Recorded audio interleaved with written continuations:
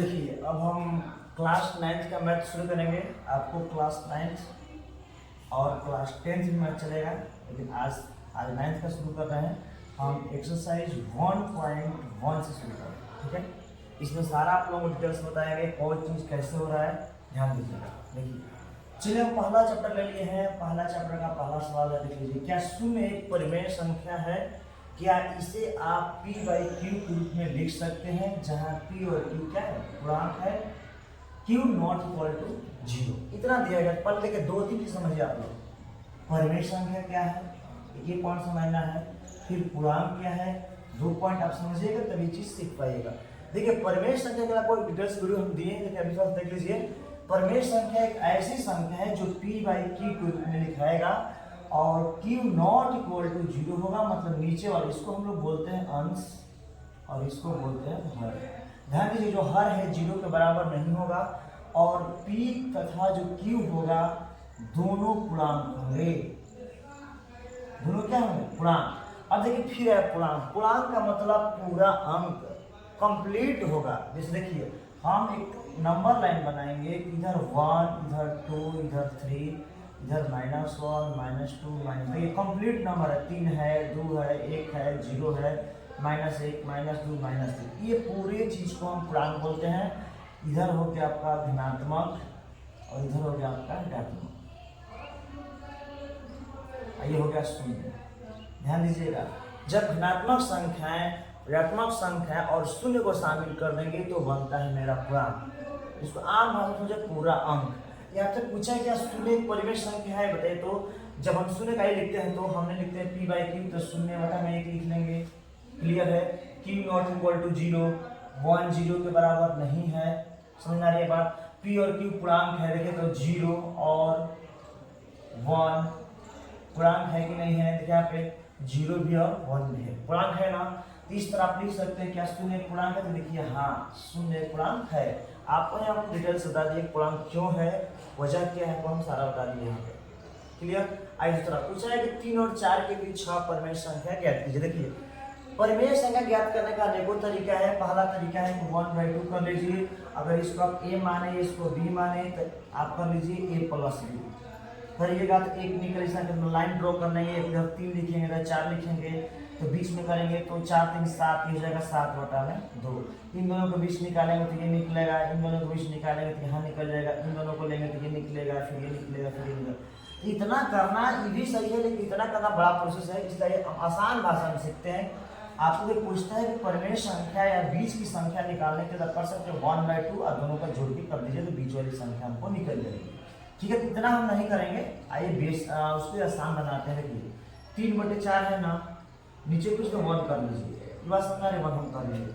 अब ऐसा नंबर लीजिए कि दोनों हमको भी 6, मतलब 6 तक परिमेय संख्या हमको मिल जाए। आइए हम 10 भी ले सकते हैं, ये 30 हो जाएगा। 10 तक गुणा कराइएगा तो ऊपर 30 होगा, नीचे 10 हो जाएगा, 40 होगा, ये भी 10 हो जाएगा। ये देखते हैं हम 10 में दोनों तरफ मल्टीप्लाई कराते हैं तो ऊपर में 30/10 हो जाएगा, नीचे में 40/10 हो जाएगा।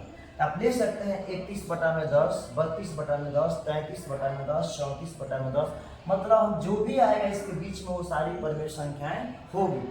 इस समझ में आएगा? देखिए हमको ये आंसर कुछ भी आ सकता है, हमको परिमेय संख्या लेना है। देखिए इसको हम यहाँ पे 31/10 भी ले सकते हैं, यहाँ पे 32/10 भी ले, इसके बीच ही तो है। इसका वैल्यू निकालिएगा तो 3.1 आएगा, इसका आएगा 3.3, तो ये 3 और 4 के बीच में नहीं आ रहा है, आ रहा कि नहीं आ रहा? इसका हो जाएगा 33/10, ये हो जाएगा 34/10, ये हो जाएगा 35/10, ये हो जाएगा 36/10। ये भी संख्या है, परिमेय संख्या है। अगर और इसको इजी बनाने की और आसान बनाना चाहते हैं, जब बेस सेम है जगह, तब आधार सेम होगा, यहाँ आधार सेम है, एक बढ़ा लीजिए, जिसमें जोड़ेंगे 4, कहाँ है आपका? हाँ देखिए 4 और 3 कितना हो जाएगा? 7, तो 3/1 में 7 से गुणा करा दीजिए दोनों तरफ। ये समझ गए आप लोग? इसको मिलेज कर देते हैं, कराइए। 4/1 में दोनों तरफ 7 से कराइए, देखते हैं तो 7 की 21/7, 7 चौक 28/7। देखे तो 7 को 6 नहीं मिल गया परिमेय संख्या इन दोनों के बीच में। देखे तो बीच में क्या मिलेगा आपको?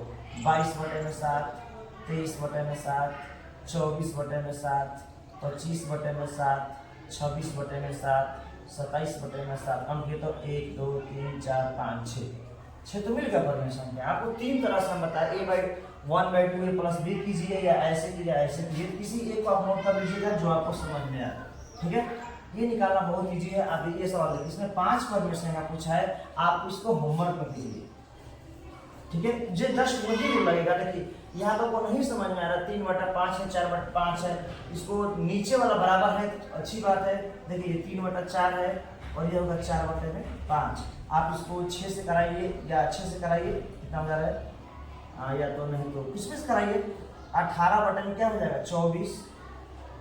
6 से कराने से कहीं बेस बराबर हो पा रहा, नहीं हो पा रहा। ऐसा डिजिट जो बेस को बराबर कर दे, या हम लेते हैं 10, ऊपर हमने 7 लिया था ना, दोनों में 7 से मल्टीप्लाई बेस बराबर किया था। यहाँ पे आप यहाँ पे 10 से कराइए ना, ये 30 हो जाएगा, बटे में 40 हो जाएगा। इससे आप करा दीजिए 8 से, 8×5 40, ठीक है। ये 32 हो जाएगा, ये 8×5 40 हो जाएगा। देखिए तो बेस सेम हो गया, बेस सेम हो गया। तो जब बेस बराबर हो गया इन दोनों के बीच 31 और 32 नहीं, एक ही मिल पाएगा ना, 31/40। इसको और बढ़ाइए, नहीं हो पाएगा, और बढ़ाइए और बढ़ाइए, इसको ऐसे बढ़ाइए कि मतलब ज्यादा संख्या हमको बीच में मिले। देखिए अब हम इसमें हम मल्टीप्लाई करा दे 6 से, तो 6 से कराएंगे, 7 से कराएंगे, कितना आ रहा है 7 के 21 और 7 का 28। नीचे डिफरेंट है ना, नीचे ओहो हमने सवाल ही गलती दिया है, नीचे भी 3/5 ही है। यहाँ हम कराते हैं 10 ले, ठीक है, क्लियर हो गया। ये हो जाएगा 30/50, ये हो जाएगा 40/50। देखिए तो अब ले लीजिए कोई भी संख्या इन दोनों के बीच में, 31/50, 32/50, 33/50, 36/50 और क्या 31, 32, 33, 34 से कीजिए ना 34 और 35/50। आप कोई भी 5 संख्या ले सकते हैं, आप इसको और दूसरे तरीके से भी बना के आपको होमवर्क में दिखाइए, कोई दिक्कत नहीं। अगले सवाल पूछा है कि प्रत्येक प्राकृतिक संख्या एक पूर्ण संख्या हो। देखिए हमने पूर्ण संख्या से, देखिए पूर्ण संख्या मतलब पूरा अंक। अगर संख्या को हम 0, 1, 2, 3, 4 अनंत तक ले जाएंगे तो इसको बोलते हैं पूर्ण संख्या।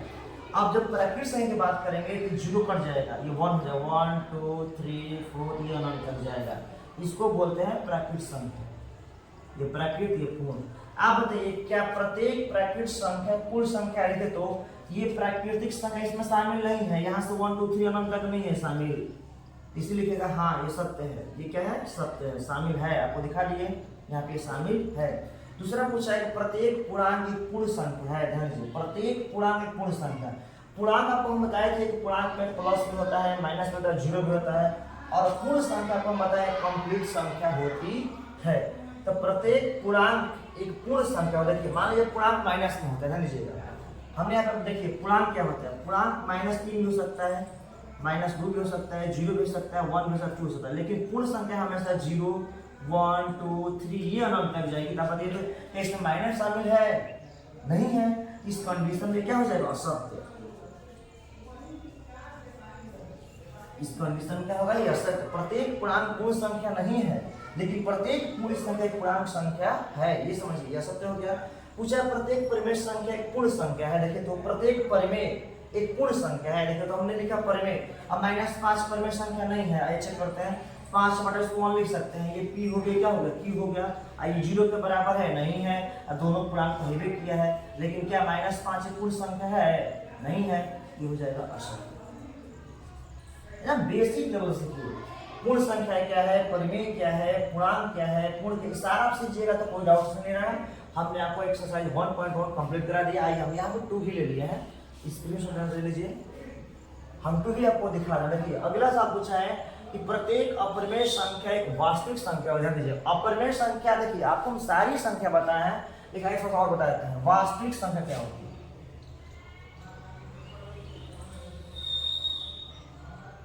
ध्यान दीजिएगा, संख्या मेनली 2 टाइप से मेन संख्या बात करेंगे। एक वास्तविक होता है, एक काल्पनिक होता है। ध्यान दीजिए, अभी तक आपने जितनी संख्याएं पढ़ा है सारा वो वास्तविक ही तो थी। वास्तविक संख्या में सारा आएगा। आप बात करते हैं वास्तविक जितना है, परिमेय भी है, अपरिमेय है, पूर्ण संख्या, पूर्णांक संख्या, जितना पढ़ रहे हैं जितना सारा संख्या है, सम संख्या, विषम संख्या, अभाज्य संख्या, भाज्य सब क्या है, वास्तविक संख्या आपने पढ़ा है। लेकिन काल्पनिक संख्या होती है जब रूट में -5 आ जाए। ऐसी संख्या को काल्पनिक कहते हैं, जो आपको अभी नहीं 11th क्लास में पढ़ना है। ये 11th-12th की बात है, आपको हम बताएंगे जब 11th क्लास में बैच शुरू करेंगे। तो आप जितनी संख्याएं पढ़े क्या वास्तविक में पूछा है, क्या प्रत्येक अपरिमेय संख्या वास्तविक देखे तो इसमें अपरिमेय शामिल नहीं है, तो है तो हाँ सत्य लिखिए, सत्य। जो भी हमने पढ़ा तो वास्तविक संख्या है। हमने बोला काल्पनिक वही होगा जो रूट में माइनस को रिप्रेजेंट करेगा, इसको बोलते हैं काल्पनिक संख्या। जो इसको मतलब पॉसिबिलिटी नहीं है, लेकिन फिर इसको हम सॉल्व कर सकते हैं। अगला सवाल है, संख्या रेखा पर प्रत्येक बिंदु रूट एम का रूट एम के रूप का होता है, जहां एम एक प्राकृतिक संख्या है। अच्छा ठीक है, देखिए संख्या रेखा हम यहाँ पे आपको एक दिखा देते हैं, इमेज करते हैं, लिख लीजिएगा। आप देखिए जो हम इरेज कर रहे हैं, अगर आपको प्रॉब्लम हो रहा है तो वीडियो को आप रोक के उसको मतलब लिख सकते हैं। प्रत्येक देखिए संख्या का बना रहा है, संख्या इधर 0, यहाँ पे 0 हो गया बीच में, इधर आपका 1 2 3 4 5, यहाँ पर होगा -1 -2 -3 भी जाएगा, इन्फिनाइट भी जाएगा, इन्फिनाइट। ये हो गया आपका प्लस वाला, ये माइनस वाला, ये शून्य होगा। इधर पूरा क्या हो गया मेरा पूर्णांक, इंटीजर हो गया। पूर्णांक को इंटीजर बोलते हैं। पूछा कि संख्या रेखा पर रूट प्रत्येक बिंदु रूट एम के रूप का होता है। आप बताइए थोड़ा, तो हमने लिखा √4 लिखा, तो √4 को पता है कि √2 हो जाएगा, इतना बात समझ आ रही है ना।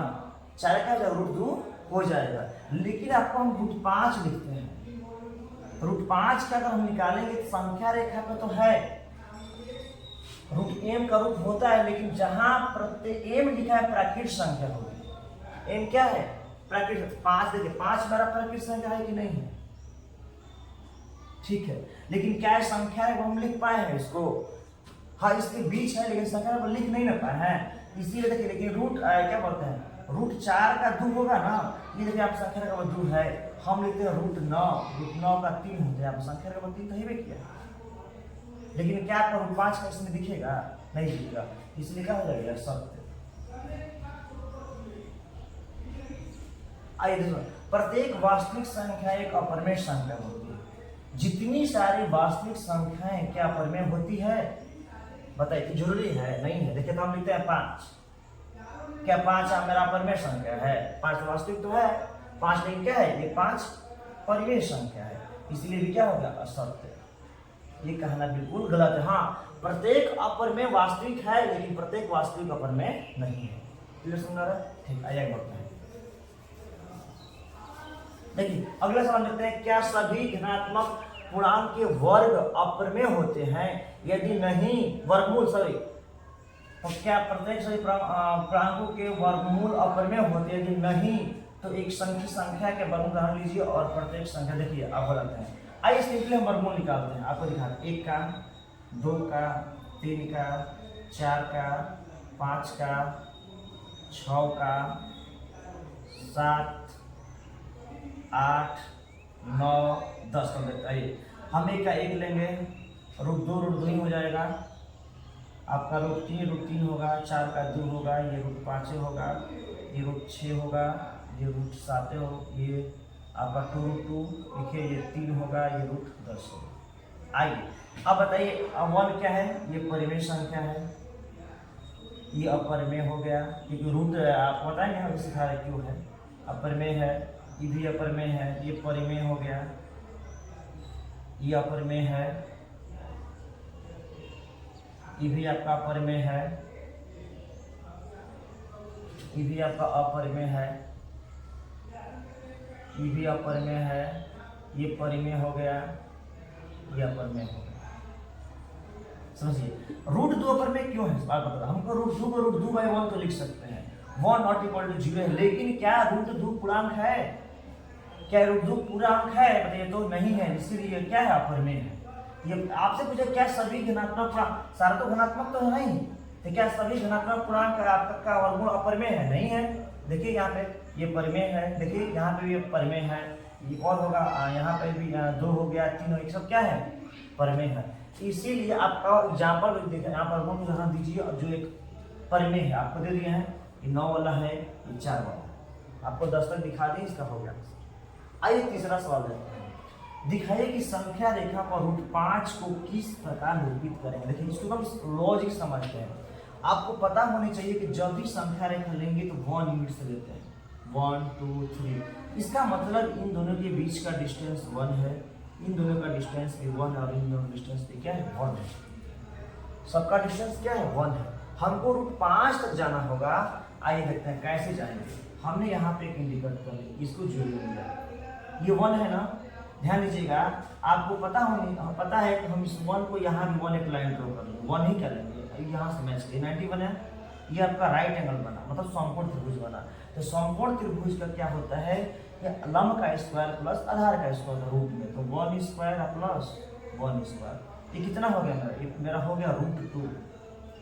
रूट में हमको रूट 5 चाहिए, अभी हमको √2 ही मिला। अगर आपसे एग्जाम में √2 का पूछता है तो इतना ही बना के एक चाप ड्रॉ कर सकते हैं, मतलब ऐसे यहाँ तकरीबन यहाँ तक। हमसे परीक्षा में देखिए, ध्यान दीजिए, अभी एक समझ लीजिए, आपको बताते हैं। √2 का समझ गए, यहाँ से ड्रॉ करेंगे तो √2 हो जाएगा। अगर हमको 3 का चाहिए तो इसको एक और स्टेप और बढ़ा दीजिए, इसको यहाँ से मिलाइए, √2 का स्क्वायर प्लस 1 का स्क्वायर बनेगा। √2 का स्क्वायर 2 हो जाएगा प्लस 1 क्या है √3। √3 है, √3 को यहाँ से ड्रॉ कर दीजिए, सारा वैल्यू 2 से नीचे आएगा।